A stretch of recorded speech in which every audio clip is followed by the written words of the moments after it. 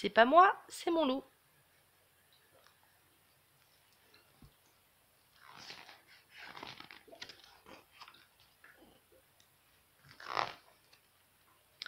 Le loup, je le connais. Il fait peur aux trois petits cochons, au chaperon rouge, à Mère Grand. Le loup rôde partout, dans des tas d'histoires et autour de nous.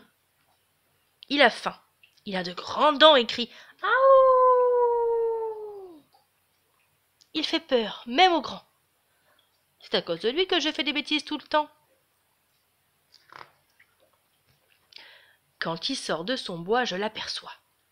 Parfois au petit déjeuner, juste quand maman me dit de me dépêcher. Ce matin justement, il lorgne mes tartines. Je suis obligée de les cacher. Plus tard, maman trouve de la confiture plein mes poches. Elle est fâchée, j'explique. C'est pas moi, c'est le loup. Mais elle ne me croit pas du tout. Pourtant, il me suit partout, où que j'aille. En classe, je le vois regarder par la fenêtre. Il fait du lèche-vitrine. Face à tous ces enfants appétissants, il se demande lequel il va pouvoir manger. Il se croit au supermarché. Mais je le surveille du coin de l'œil. Il sait que je l'espionne, et de temps en temps, il court se cacher. Quand il réapparaît, il me fait sursauter, et je renverse de la peinture sur mes cahiers. La maîtresse n'est pas contente, alors je me défends. C'est pas moi, c'est le loup. Mais elle ne me croit pas du tout. Le soir, dans mon lit, je pense à lui. Il faut que je trouve comment m'en débarrasser. Mais maman dit qu'il est temps de se coucher. Elle ne se rend pas compte du danger. Heureusement, j'ai mon ours Igor. Igor, c'est le plus fort. Les ours, c'est plus fort que les loups. Papa est d'accord avec moi. Cette nuit, c'est décidé. Je vais tendre un piège à ce loup. Avec Igor, nous avons un plan. Nous avons mis des petites voitures autour du lit. Si le loup approche, il est cuit. Il va le rouler dessus, tomber sur le museau et se casser les dents. Il ne pourra plus manger que de la purée. Ce sera bien fait.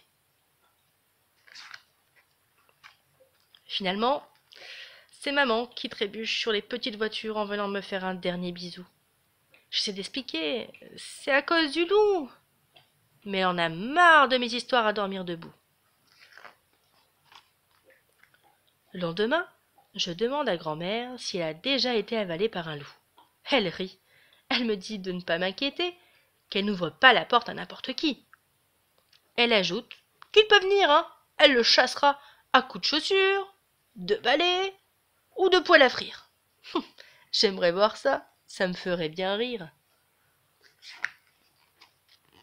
Aujourd'hui avec maman, nous avons une idée de génie. Elle a cuisiné du rôti et nous avons fait semblant que c'était du loup. Pendant tout le repas, nous avons dit tout fort pour qu'il entende.